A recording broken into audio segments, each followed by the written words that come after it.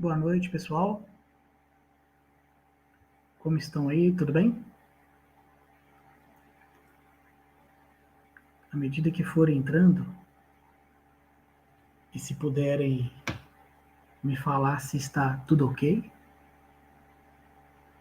tá bom? Deixa eu só conferir se já estou aqui nos canais, tá bem? À medida que forem entrando aí, se puderem, me dá uma luzinha aí, tá bom? Deixa eu só conferir aqui se já estamos online.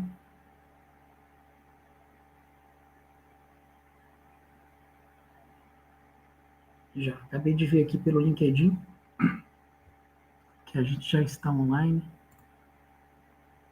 Moisés está aí com a gente. Moisés é parceirão. Levi Jimenez. Levi, você já acompanha a gente há mais tempo, Levi? Eu não tô lembrado de você. Talvez você já esteve em outras lives com a gente e eu não tô lembrando. São 8 horas em ponto, pessoal, mas eu vou ainda fazer uma horinha. 2 minutinhos, tá? Só para ver se... para dar um tempinho para entrar mais algumas pessoas, tá bom? Joia, Alex. Deixa eu ver o que a Maíra mandou. Acho que você já entrou ao vivo. Maíra mandou uma mensagem aqui para mim. Então tá. Pessoal, eu tô com um pouquinho, minha garganta tá bem ruim hoje. Eu acordei com uma dor de garganta. E eu vou pedir desculpa para vocês, mas eu vou tomar bastante água, tá? Coloquei aqui 2 garrafinhas. E vou pedir licença para vocês, porque toda hora eu vou tomar uma água, tá bom? Ah, Levi, que legal, cara. Que bom que você está agora conosco, tá bom? Seja bem-vindo.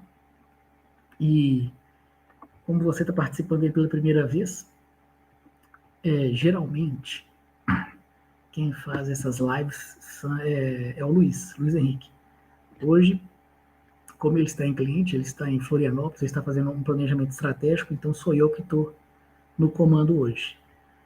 Mas todas as quintas-feiras, às 20 horas, a gente faz uma live com assuntos extremamente focados em gestão e principalmente em finanças, tá? Começamos agora também recente no canal no Instagram, pelo Instagram, pelo LinkedIn também do Luiz. Às 7h também entramos fazendo uma live bem curtinha, falando de assuntos principalmente focados em finanças, tá? Quem quiser e puder acompanhar, vai ser bastante gratificante para a gente, tá bom? E a gente faz isso de muito bom grado, porque a gente quer e pretende, com o nosso propósito, ajudar aos consultores, aos gestores a conseguirem melhores resultados, tá bom? Eu vou aqui, ó, compartilhar o tema que a gente vai falar hoje, tá bom? E como sempre, eu quero e acho bastante legal se vocês todos compartilharem o que vocês acham, se concorda, se não concorda. Vocês bem sabem, quem já nos acompanha sabe bastante que pode concordar, discordar, e não tem nenhum problema. Não tem certo e não tem errado, tá bom? E hoje, o tema, como não está nada focado em finanças, então não é lógico. É um tema que a gente escolheu e é um tema que a gente acredita, tá bom? Eu vou compartilhar aqui, ó. Deixa eu pegar. E o tema de hoje é o que está por trás das empresas de sucesso.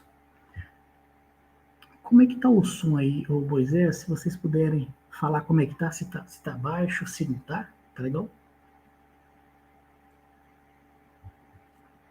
O que está por trás das empresas que conseguiram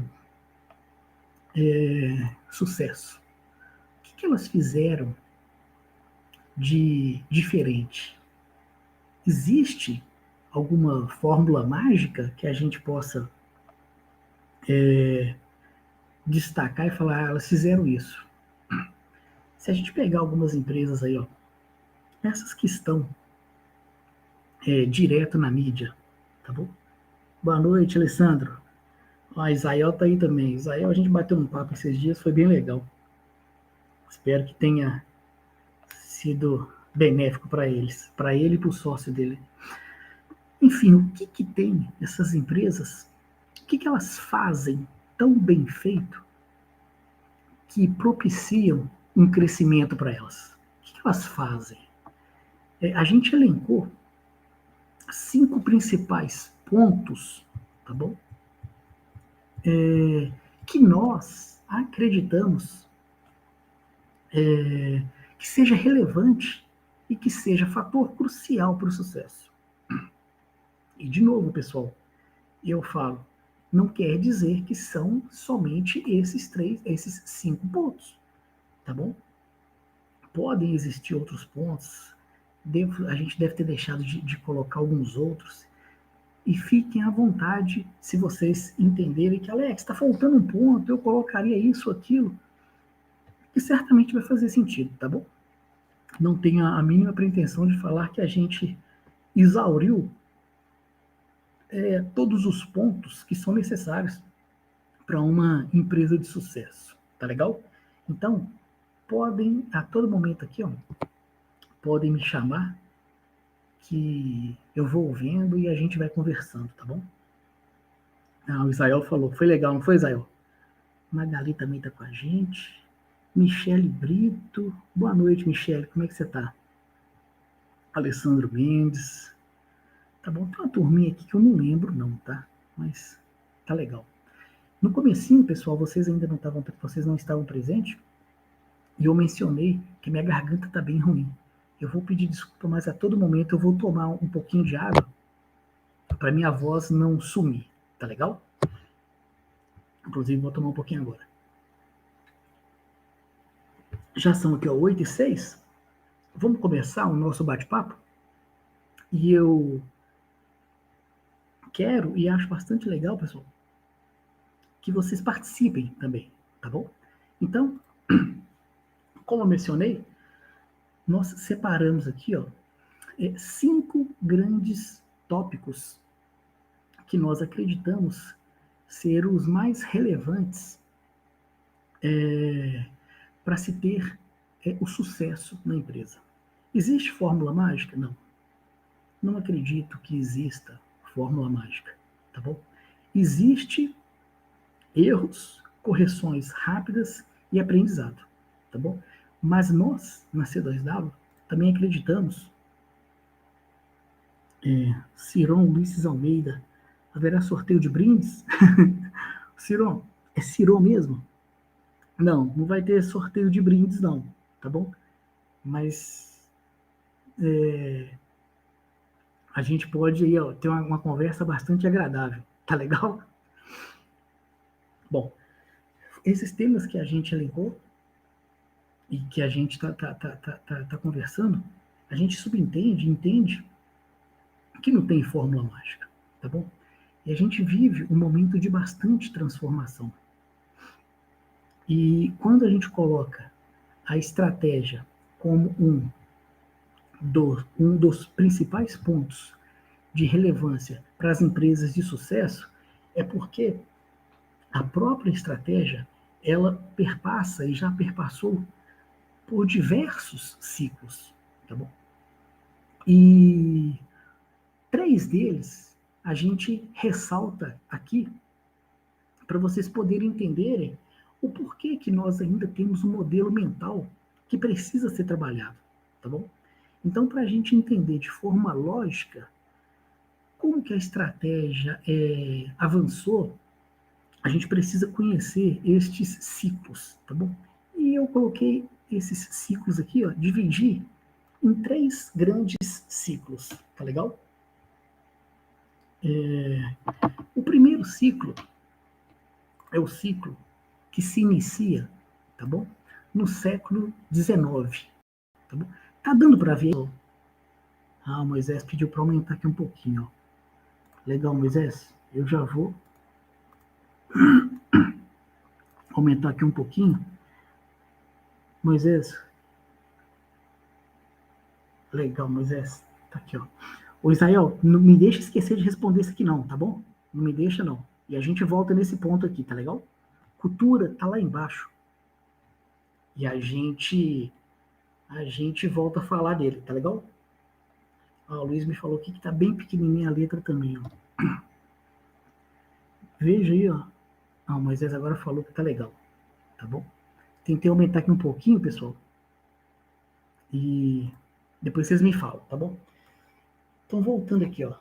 Eu tinha falado da estratégia adaptativa, tá bom? E para a gente entender de forma bem lógica os avanços da estratégia, é preciso a gente conhecer os ciclos que a estratégia passou. E o primeiro ciclo, tá bom? Que a gente vai entrar é o ciclo lá do início do século XIX, tá bem? Que foi um cenário marcado por poucas mudanças, tá bom? Não se tinham grandes mudanças, não haviam grandes concorrências, tá bom? Era um mercado onde se tinha muito mais demanda, tinha muito mais oferta do que demanda, tá bem? E o foco, pelo fato de não ter grandes concorrências, estava extremamente focado somente na eficiência operacional. Então, eu precisava fazer somente melhor amanhã o que eu fiz hoje.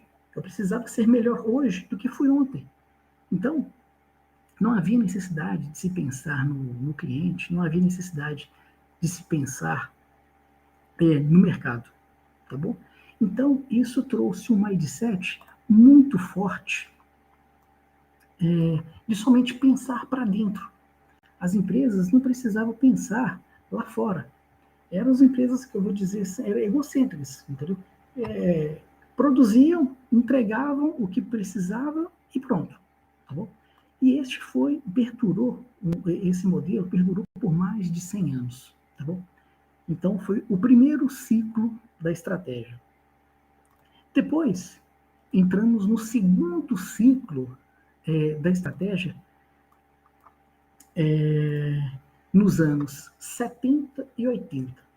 Aí começa a ter uma mudança no cenário frente à globalização. Por quê? Porque começou a ter um pouco mais de concorrência. Aí as empresas começaram a pensar, tá bom? Numa estratégia empresarial. Porque antigamente não se tinha uma estratégia empresarial. A estratégia que se tinha era a estratégia de guerrilha, tá bom? E as empresas se viram no momento em que elas precisavam agora pensar no mercado externo. Mas quando eu falo do mercado externo, eu tô dizendo que é somente olhando para a concorrência. E aí que a gente entende, subentende, da questão de ter surgido, né, os grandes gurus, Porter, com a cadeia de Porter, e por aí vai, tá bom? E no segundo ciclo, o olhar se voltou para o concorrente, mas é aquele olhar de embate, entendeu? Que eu precisava aniquilar o meu concorrente. E nem se pensava no cliente, tá bom? Eu precisava ser melhor que o meu concorrente. Foi o cenário marcado aí pela globalização, com o começo da abertura do mercado. Aqui, ó, no terceiro ciclo, é que a coisa começa a ter uma grande mudança. Aqui, no terceiro ciclo, é o que a gente vê, que iniciou aqui, ó, no início dos anos 2000, que foi um cenário marcado, que a gente chama da quarta revolução industrial, ou da gestão 4.0, ou o mundo VUCA, que é o mundo volátil, complexo, incerto, ambíguo. Aqui acontece uma grande mudança, uma grande ruptura. Aqui a gente vê a concorrência crescer exponencialmente. Tá bom? E agora, como a gente tem uma concorrência extremamente agressiva, por quê? O advento e a inserção da tecnologia. A tecnologia propiciou a entrada, o rompimento das barreiras que antes assegurava a permanência dos grandes grupos. E com o advento, o surgimento da tecnologia, ela dando condições de entrada, o que aconteceu? Possibilitou esse aumento da concorrência. Eu não sei, depois no decorrer eu vou lembrar a fonte. Mas até há pouco tempo aí, se a gente pensar, existia 5 grandes grupos financeiros, tá bom? Bancários, que dominavam. Nessa conversa, foi na mentoria essa semana que nós tivemos. A gente tomou conhecimento que hoje existe 700 fintechs em operação. Olha para você ver, de 5 grupos conglomerados, hoje a gente tem 700 fintechs. Aí vocês vão falar assim, poxa, Alex, 700 fintechs, tal. Quantas dessas aí vão permanecer? Tem razão. São pouquíssimas. A gente vê aí os dados mostram que 5% dela, ou 95% delas, somem, morrem, fracassam. Poxa, mas de um mercado que a gente vê que antes era 5, e que dessas 700, possivelmente 35, que são os 5%, vão permanecer. Já são 7 vezes mais o número de empresas que nós tínhamos. Veja como é que está o Nubank. O crescimento que ele teve, o tanto que a gente viu falar nessas 2 últimas semanas. Então, com o advento da tecnologia, com a sua inserção, a estratégia mudou muito. E aí, como a concorrência está extremamente acirrada, o cliente ganha relevância. E agora, ele é colocado como o centro das atenções. Então, a estratégia, ela está em constante mutação. Toda a estratégia da organização, agora, ela deve e precisa ser focada para o cliente. Então, a inovação é o grande imperativo estratégico.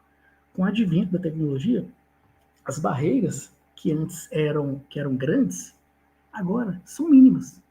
E a gente vê muito falar aí do motor 1 e motor 2, porque hoje as empresas elas precisam ter o motor 1, que vai tracionar o negócio atual, e ela precisa ter o motor 2, que ela vai criar um outro negócio, ela vai criar que seja uma outra empresa, um outro projeto, para que esse motor 2 possa matar o motor 1 ou que eles possam andar em conjunto.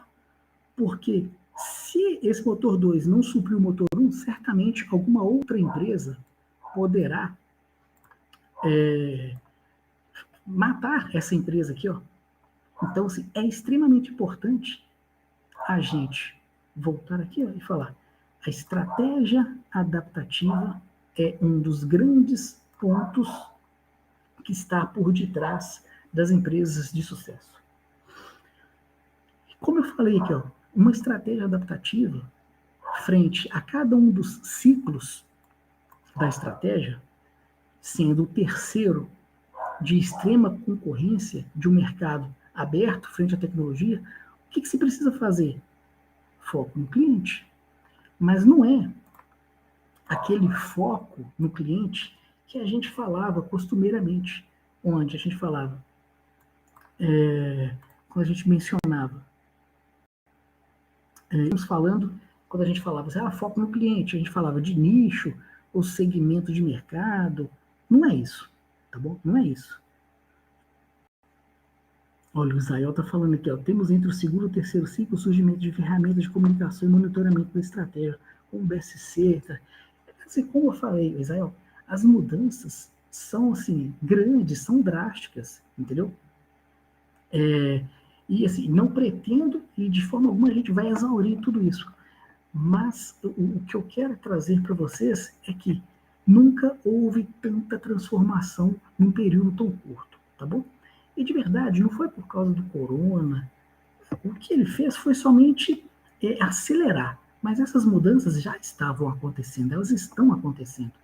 E a gente tem que estar preparado para isso, tá bom?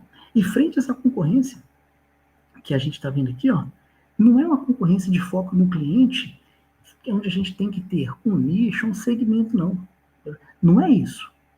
Não é esse foco no cliente que eu quero trazer para vocês, tá bom? Quando eu menciono foco no cliente, eu quero que vocês entendam que é conceber e conhecer as experiências do cliente, tá bom? Deixa eu tomar uma água, pessoal, minha garganta está perdendo a voz. Então, significa conhecer o cliente individualmente. Poxa, Alex, mas o que é isso? Vejam bem, o que o Spotify faz? O que a Netflix faz? O que a Magalu faz? Vejam bem, o Spotify, à medida que a gente vai ouvindo as músicas, à medida que a gente vai cada vez mais usando, ele vai sugerindo músicas, ele vai interagindo. O Israel, se cochilar com o modelo de negócio, o senhor mercado passa o trator em cima. E o senhor mercado e o senhor cliente, né? Porque os clientes não esperam para trocar. É isso aí, Israel, é isso aí. Então, significa que hoje as empresas focadas no cliente, elas precisam entender o que o cliente quer. Elas precisam saber que se elas não entregarem para o cliente o que eles querem e demandam, certamente, pelo fato de haver uma série de empresas que suprem essa demanda, elas irão sair do mercado. Elas irão sair. Eu estou lendo um livro de cases dessas grandes empresas, do Spotify, Netflix e Magalu, e lá, no case da Magalu, ele menciona que ela, por meio do algoritmo que ela tem, ela consegue fazer campanhas customizadas. Quando eu falo customizada, não é para um cluster, não. Ela faz campanhas individuais. Ela sabe cada um dos seus clientes. Ela entende e compreende cada um. E quando a gente atrela o ponto onde eu estou falando e estou mencionando da estratégia e do foco aqui no cliente, a gente antigamente costumava falar, e a gente que advém de consultoria, a gente falava foco, core business. E eu estava lendo e vendo o ecossistema da Magalu, e eu falei, gente, se isso fosse um tempo atrás, a gente iria falar que ela estava completamente equivocada. Por quê? Ela não está focando, está desvirtuando. E, de verdade, a gente acaba pensando o seguinte, são tantas empresas que a gente não sabe, dentro do ecossistema, o que cada uma vai se comportar ali, mas certamente tem uma estratégia para cada uma delas. E eu vi também, a Microsoft fez há pouco tempo atrás uma aquisição, a sua segunda maior aquisição, menor do que do LinkedIn, comprou uma empresa de plano de saúde. Certamente, dentro do ecossistema, isso vai fazer razão. Para a gente, não vai. Tá bom? Michele, o nome do livro é do Sandro e do Salib, tá bom? Esse livro não está sendo vendido, tá bem? Ele é um livro que são para os mentorandos. São os cases, são cases de empresa, tá bom? Chama-se cases de empresas escaláveis, que chama, tá legal? Mas ele não está à venda. E uma frase que me marcou muito, tá bom? Frente a essa questão do foco no cliente, que não é foco no nicho, não é foco dentro, da Cristina Junqueira, que ela é a fundadora do Nubank. Olha o que ela fala. O foco é o cliente. Bom, aqui ela já está deixando bastante claro que a gente está no terceiro ciclo da nossa estratégia. E não a concorrência. Vejam bem aqui, ó. O segundo ciclo já passou. É importante saber o que está acontecendo no mercado, sem dúvida. Mas o grande foco é o cliente. Quem perde muito tempo olhando a concorrência não entende a realidade do cliente.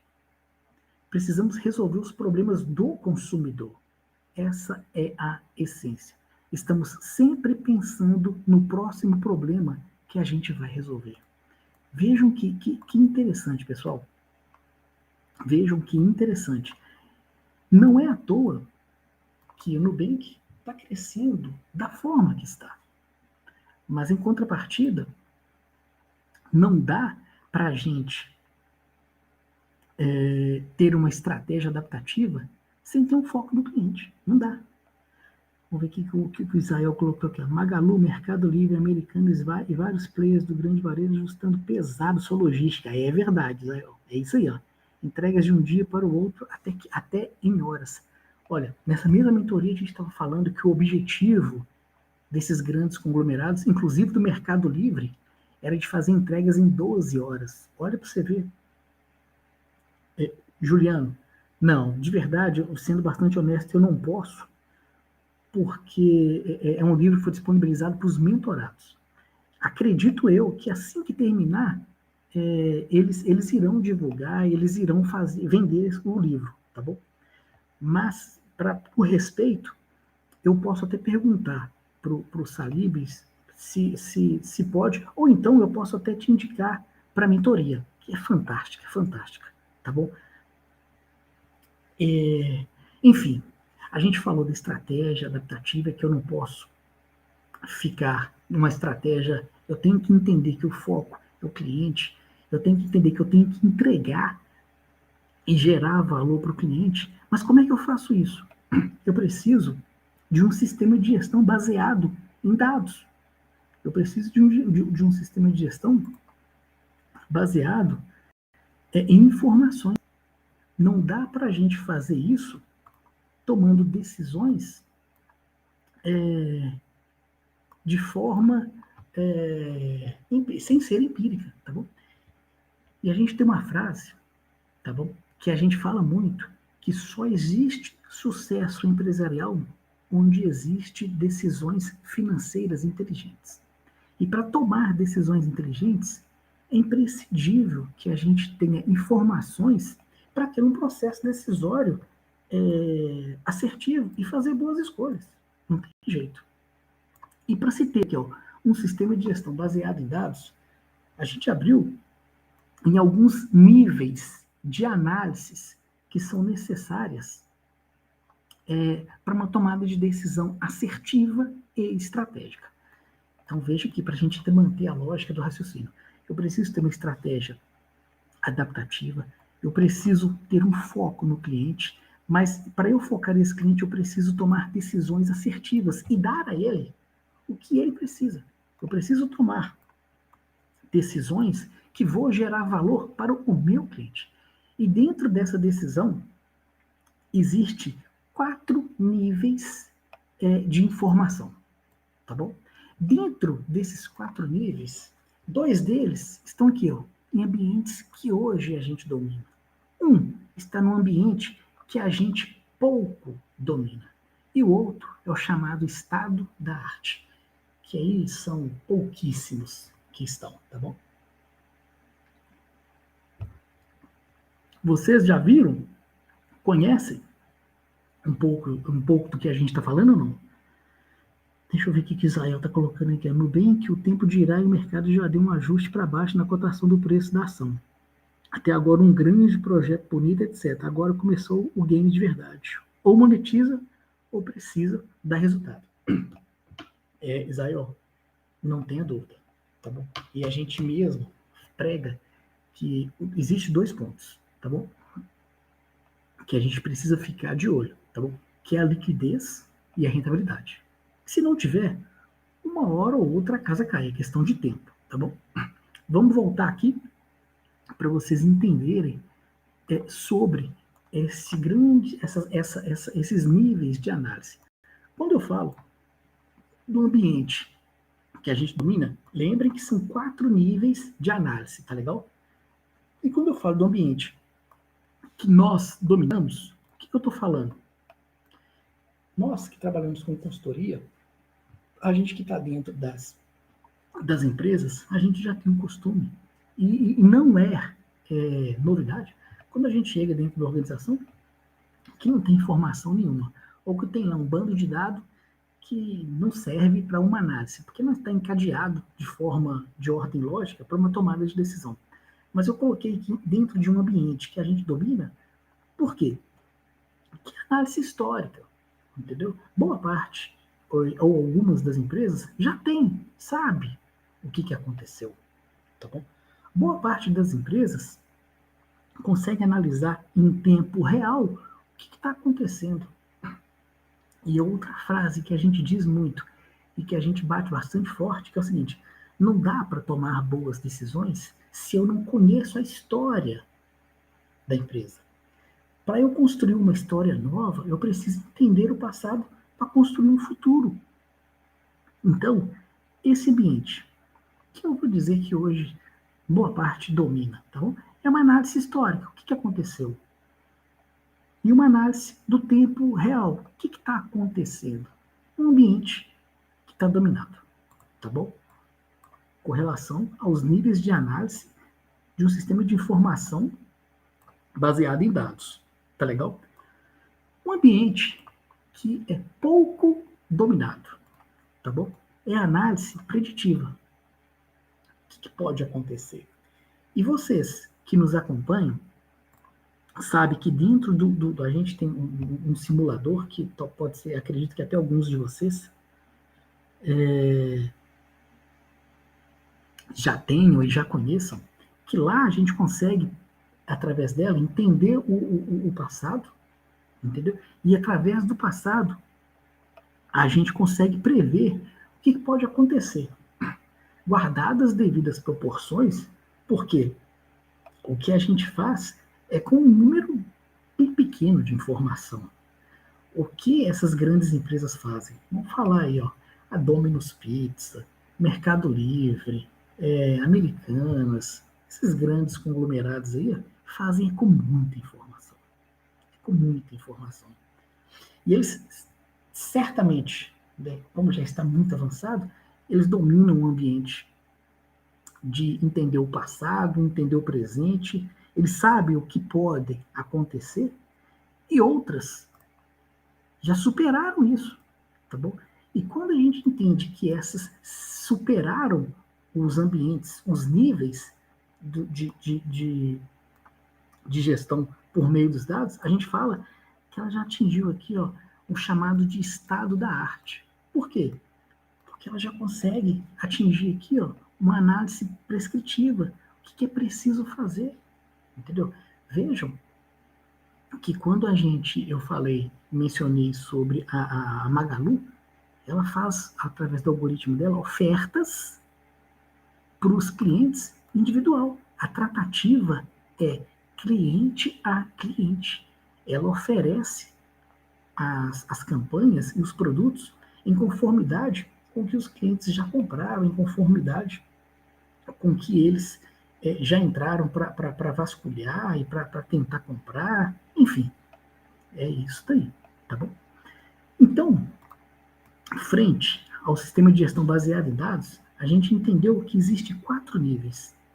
E empresas como o Nubank, olha o que ele fez. E ele está permeado aqui, ó, nessas duas vertentes aqui, ó, nessas duas análises, análise preditiva e análise prescritiva. Esse ambiente aqui, ó, para ele já está extremamente superado. Vejam o que ele fez quando ele entrou no mercado. Que através do seu algoritmo ele iniciou uma operação já fazendo análise de mais de 2.000 informações para aberturas de contas. Como é que se consegue fazer isso, entendeu? Como que os bancos tradicionais vão conseguir superar isso daqui? Como? Por isso que, quando a gente pega, Israel, que o valor de mercado dessas empresas estão assim, lá em cima, mesmo podendo ter quedas, é porque elas conseguiram escalar a sua operação com 7% das despesas e custos fixos de bancos tradicionais. Só que ainda tem diversos investimentos que são feitos, né? São diversos investimentos. Então, tem uma frase bem bacana que eu vi do Jim Barksdale, que é o cofundador da Netscape, e o que ele falou? Veja que bacana. Apesar de ser egocêntrico também, né? Se tivermos dados, a gente vai examiná-los. Se tivermos opiniões, melhor então é seguir a minha. Mas o grande ponto que eu quero trazer para a gente refletir é que como está encadeado cada uma dessas 3 esferas da estratégia adaptativa, do foco do cliente e do sistema de gestão baseado em dados. Não tem decisão sem dados. Não tem assertividade sem ter um direcionador. No entanto, para a gente conseguir isso tudo aqui, para a gente conseguir ter estratégia adaptativa, para a gente conseguir o foco no cliente, para a gente conseguir um sistema de gestão baseado em dados, só se consegue com uma cultura de resultado. Não é possível conseguir isso tudo aqui com uma cultura forte. Mas quando a gente fala de cultura, é bastante empírico, entendeu? E nesses últimos tempos a gente ouviu muito falar de cultura, de empresas, cultura de resultado, e todas as empresas estão extremamente preocupadas, porque se elas querem movimentar, se elas querem mudar de patamar, elas querem adequar às grandes necessidades do mercado, elas têm que trabalhar a sua cultura. Mas para isso, o que é a cultura? O que é cultura? Cultura é o comportamento, é a atitude dos colaboradores e líderes no dia a dia, entendeu? Mas quando a gente fala de cultura, não é são aquelas premissas, os valores, os rituais do dia a dia. Quando a gente fala de cultura, é diferente entre ter e ser a cultura. É preciso ser, tá bom? São os valores e os rituais adotados que têm por finalidade direcionar o comportamento das pessoas. Quando você tem uma cultura forte, o que ela permite? Ela permite uma empresa coesa, ela permite uma empresa unida, ela permite uma empresa onde tenha um alinhamento e uma autonomia. É muito legal, porque quando a gente fala aqui de cultura, boa parte do que está aqui, tá para cima, tá na estratégia. Vamos ver. Quando eu falo de alinhamento e autonomia, veja que não dá para dar autonomia para os colaboradores sem ter um alinhamento. Imagina o seu time ou as empresas com os colaboradores com autonomia sem ter um direcionamento. O que vira? Caos. Vira caos. Não dá para dar autonomia, ou não dá para ter um time alinhado, mas sem autonomia, porque não vai ter ação.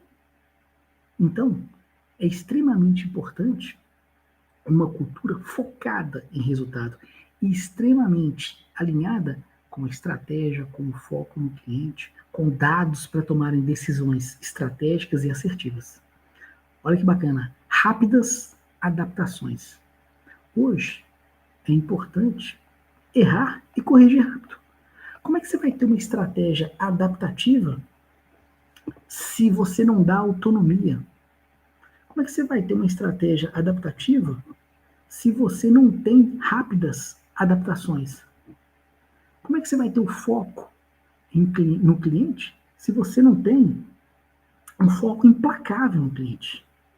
Tem que haver experimentação, tem que haver testes. Mas não adianta ser da boca para fora. Isso tem que ser vivido, entendeu? Tem que ser vivido. Porque se a gente tem uma cultura de apagar incêndio, não vai funcionar, não vai. Deixa eu ver o que o Israel colocou aqui. Cultura do caos e das panelinhas, onde a tentativa de mudar a cultura morre no café da manhã. Legal, Israel. Olha aqui, olha.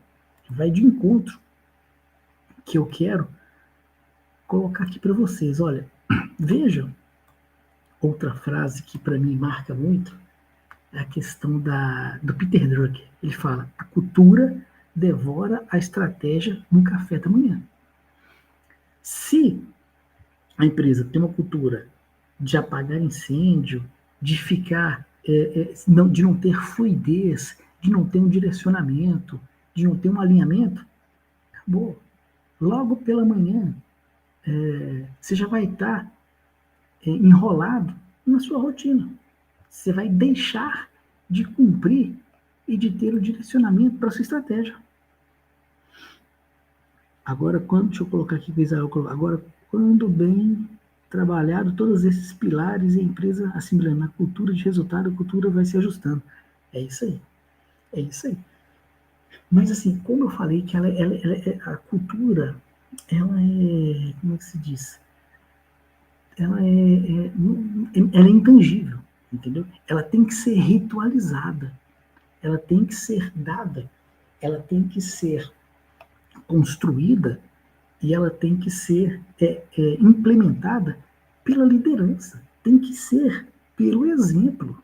Não dá para a gente falar que quer como é que se diz? Uma cultura de resultado, uma cultura focada no cliente, se uma cultura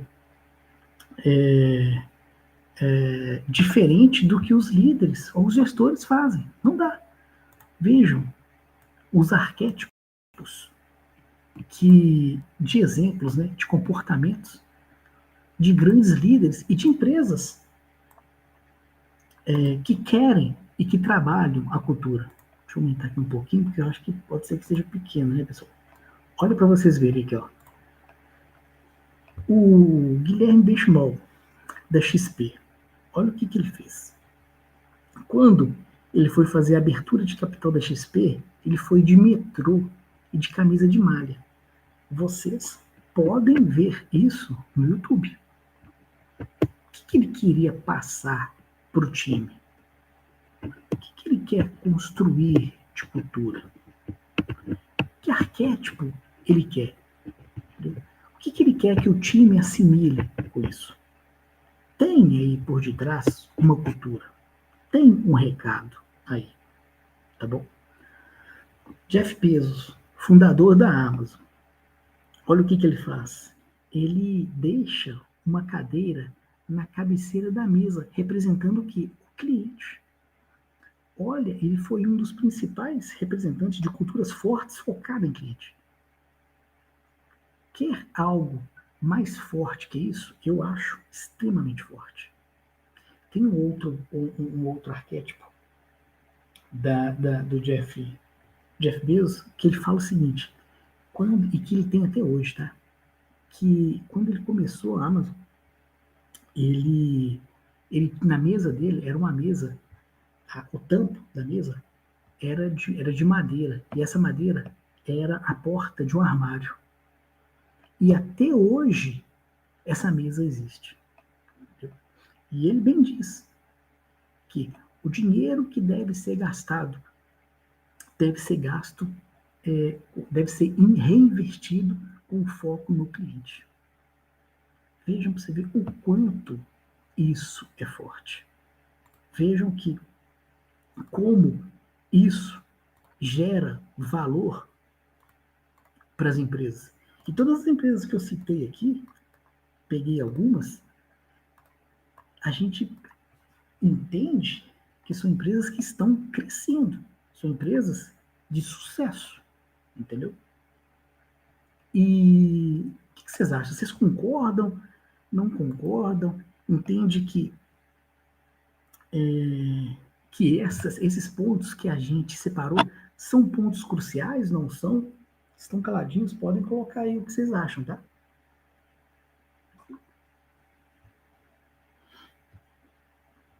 Deixa eu tomar mais uma aguinha aqui, pessoal, para não...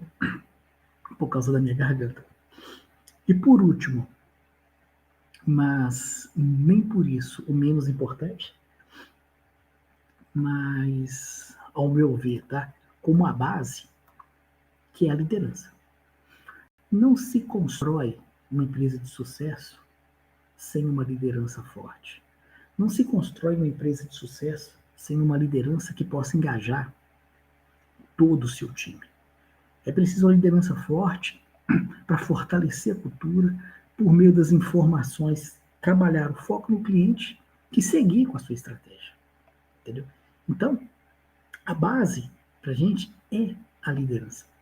Não acredito que tenham um ponto mais importante que o outro. Todos esses pontos que a gente está colocando, eles devem estar em equilíbrio, tá bom? Mas a liderança, que hoje é o principal ponto, tá bom? Que se trabalha muito, deixa eu aumentar aqui para ajudar vocês a verem, tá bom? Que é, se a gente pegar lá no início da estratégia, ciclo 1, ciclo 2, a gente via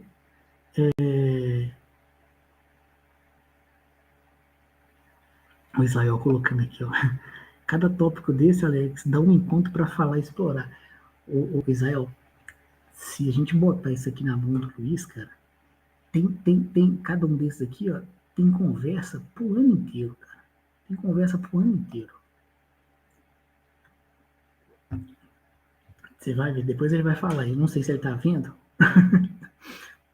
Mas legal esse ponto que você colocou, Israel. Quem sabe a gente não aprofunda em um tópico desse? Quem sabe a gente não aprofunda? Se vocês acharem interessante, a gente pode aprofundar. Tá legal? Então, voltando aqui, ó, para a liderança, pegando lá o ciclo número 1, o ciclo 2, e agora a gente está no ciclo 3. A gente vivia no ciclo 2 ali, ó, onde o grande foco, para a gente recordar, era o mercado externo, mas não era o cliente, era o concorrente. O ambiente era estável, não havia grandes mudanças. Previsível. E pelo fato de ser previsível, como é que os gestores faziam a gestão? Era por meio do comando e controle. Hoje, não existe. Não há mais espaço para o líder que atua com comando e controle. Não dá. Estratégia adaptativa. O foco é no cliente. Muda muito.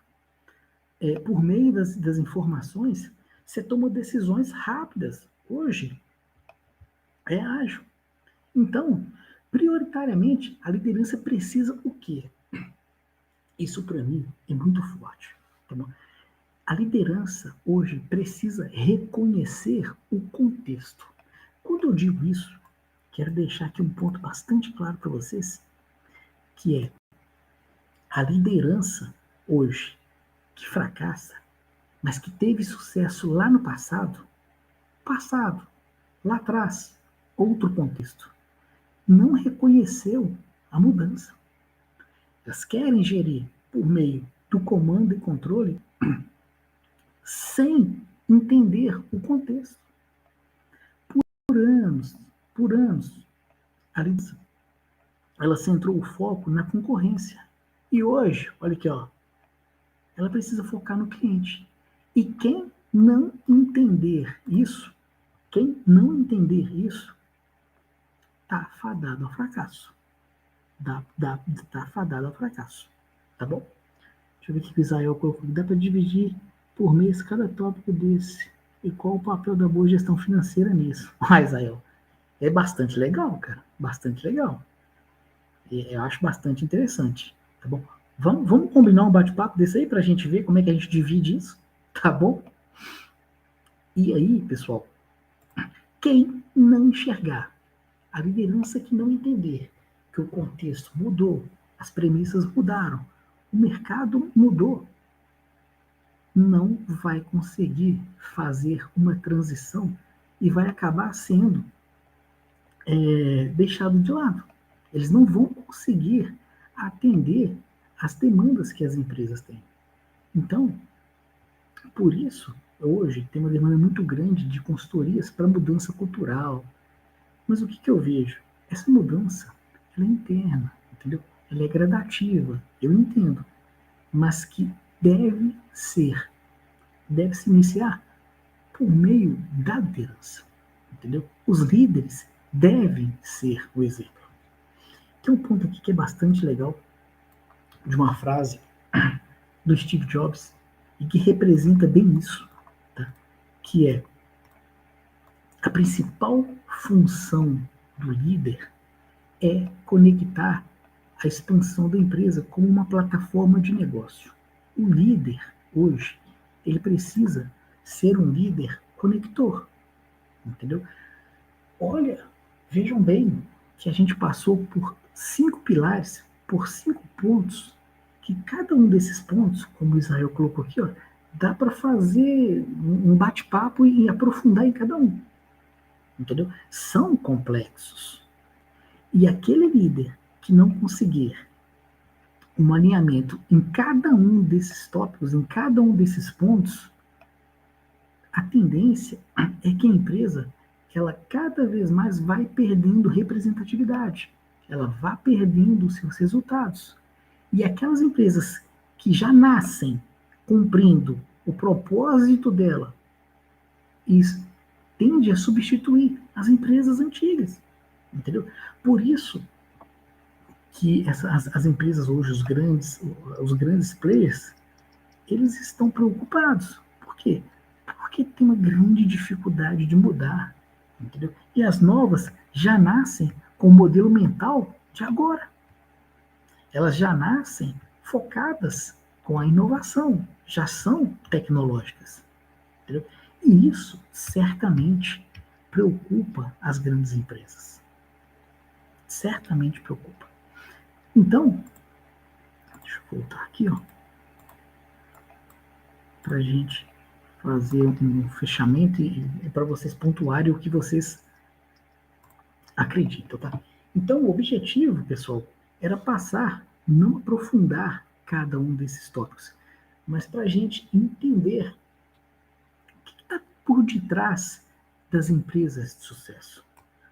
Qual foi a evolução da estratégia, o que elas têm de diferente, como é a tomada de decisão, como é que deve ser uma cultura e que liderança ela precisa ter. Tá? Bom, tem algum ponto que não ficou claro, que a gente possa falar um pouco mais e que, se eu souber, a gente aprofunda? O que vocês acharam?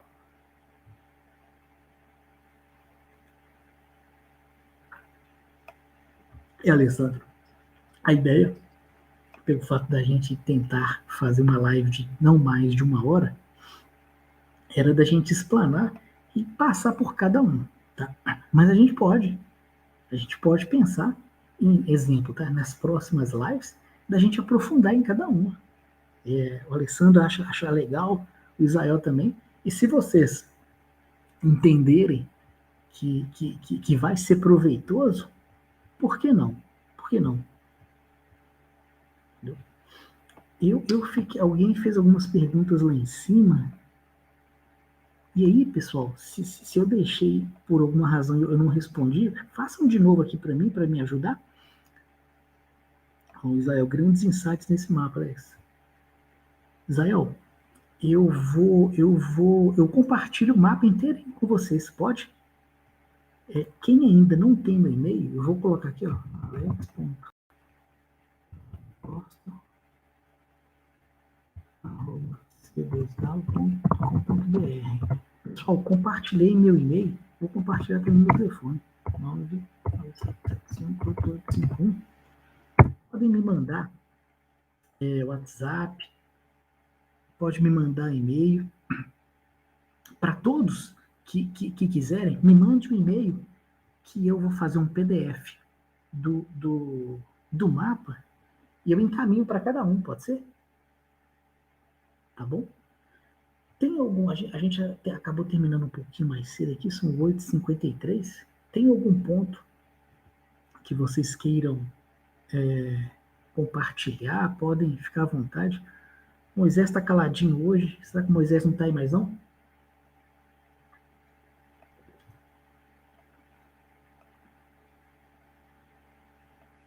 Israel, eu coloco lá no grupo. Legal. Eu ponho lá no grupo, tá bom? Eu gero aqui agorinha e compartilho com vocês. Tá bom? Deixa eu ver. Mas quem não está no nosso grupo, quem não são nossos mentorados, pode me mandar um e-mail aqui, alex.costa@c2w.com.br, que eu compartilho, tá bom? Ah, o Moisés tá aí. O Moisés não larga a gente também não larga ele, não. Pessoal, da minha parte, era isso que eu queria compartilhar, tá bom? Espero que possa ter sido proveitoso esse tempo que vocês despenderam comigo, tá bem? Eu vou bater um papo frente ao que vocês mencionaram aí com o Luiz, e certamente a gente vai entrar, vamos fazer uma live que seja uma a cada mês, de cada tópico desse, e a gente aprofundar, mas aprofundar mesmo, tá bom? Ô, Israel, eu preciso sair, estou chamando para o jantar. Obrigado, Israel, pela presença, cara. Juliana, conteúdo completamente importante e atual para nós profissionais. Precisamos não cair na zona de conforto, precisamos aprender a cada dia, lifelong learning. É isso aí, Juliana. É isso aí, cara. Não tem melhor conhecimento, não tem como a gente gerar mais aprendizado, e a gente já é agraciado com isso porque a gente está em diversas empresas, e assim, a gente aprende muito dentro das organizações. Não tem meio acadêmico que faça a gente aprender mais estando dentro das empresas, né? A gente conhece diversos segmentos, a gente tem a oportunidade de conhecer diversos negócios, cada um com um problema diferente, que nos faz ter uma visão sistêmica e tomadas de decisões diferentes. Tá? Legal, pessoal. Obrigado a você, Alessandro, pela participação, tá? Que bom, pessoal. E agradeço a cada um de vocês. Obrigado pela oportunidade. E quem não está no nosso grupo, me manda um e-mail, me fala. Eu deixei meu telefone, deixei meu e-mail. Me peça, eu vou gerar um PDF e passo para cada um de vocês, tá bom? E gratidão por todos que estiveram aqui conosco, tá? Juliano, com esse conteúdo conseguimos ter uma visão diferente e fazer diferença. Eu que te agradeço, cara. Obrigado, Moisés. Excelentes são vocês, cara, que nos dá a oportunidade de compartilhar um pouquinho que a gente sabe. Entendeu? Isso nos dá, é o que nos move, tá bom? Um grande abraço, pessoal, e agradeço a todos vocês. Uma boa noite. Abraços.